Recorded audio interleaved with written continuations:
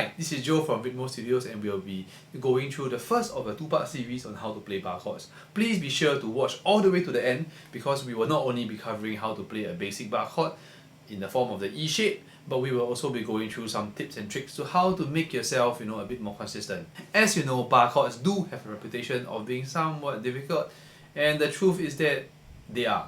Sorry, gotta put it out there.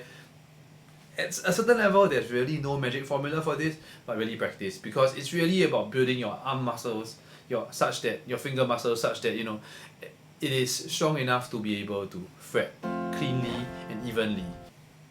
We will first be starting with the E shape, and to do so, we actually need to change our normal E shape, as you know, into a movable position. So what do I mean by that? Essentially, play the same E chord that you know and love, but instead of playing it with these three fingers, I would like you to play it with these three fingers, as so. And now you notice that we have our index finger that's free, roaming-ish. So this essentially goes behind. If you were to move this up by one fret, and place your index finger right at the back, as if it's a nut, so to speak, it's a movable nut, so to speak, you essentially get a bar chord, like so. This is how you can actually move it up and down the neck. So, which leads to the next thing. What is the chord you're actually playing? Simply put, it depends on whatever note you're fretting on the E string, on the 6th string here.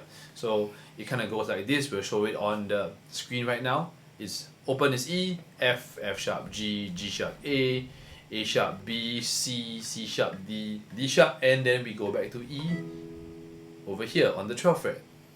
And we'll be going through some tips right now.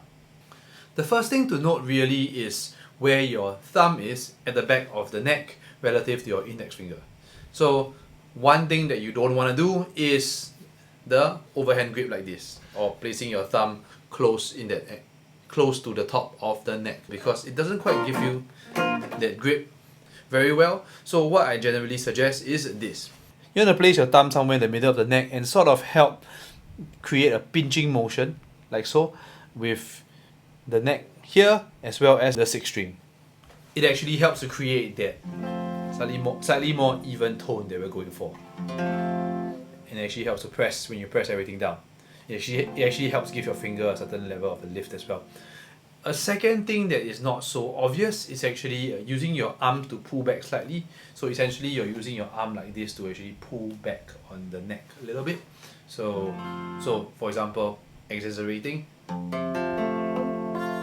If you happen to have a situation whereby your bottom strings are working okay, the ones you're fretting are okay, but the B and E strings are actually kind of like not sounding very, very true, you may want to just like pull your hand back a little bit, like this. You can see my hand going back. Voila! So that's it on this quick first part video. To join us in our second part, whereby we'll be talking about the A bar chord and also a few more tips on how to actually make yourself more consistent on bar chords. Until then, stay tuned and have a great day.